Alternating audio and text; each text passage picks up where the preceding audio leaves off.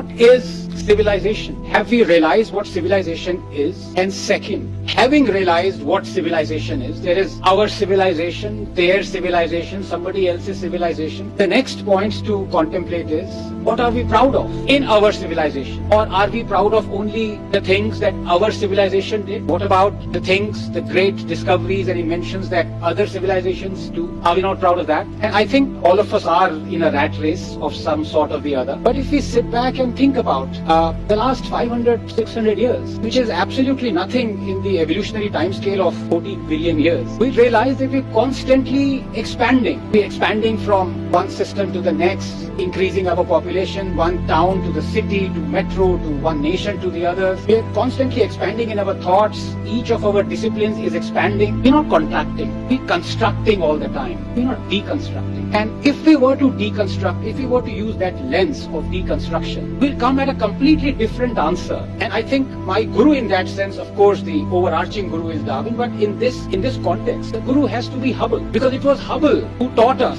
expansion is not everything. You need to go back, you need to travel down the cone to the point of the cone where you contracted to such an extent where you had the space-time singularity, the birth of the Big Bang. And it was through Hubble's shift and his redshift experiment that we know the age of the universe, that we know that the universe is always expanding. But if you were to contract, you would arrive at that profoundly philosophical concept which right now we call as the Big Bang. But beyond that, if you were to contract, you would realize that people who are talking about their civilization, people who are proud of the discoveries or inventions of their civilization, are complete products of pure chance.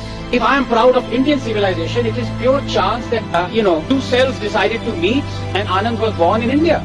If I talk about India, if somebody talks of Persia, if somebody talks of Ethiopia, that's in the last 2,000, 5,000 years. We never talk of that event that happened in the primordial soup 3.5 billion years ago, when you had a few elemental units of life, as were shown by the famous experiment in 1953, where you created the atmosphere of primitive Earth and you had the voltaic discharge, and then you suddenly found out that you could actually get nucleic acids and amino acids, and then suddenly from there you could actually, going by Shostak's protocell, going by William Stemmer's sexual PCR and genome sequencing, realize that we are actually products of complete chance. That few elements got together and then you had building blocks, and then you had nucleic acids, and then you had replication, protocell, and from there we are here. What should we be proud of then? What are we proud of?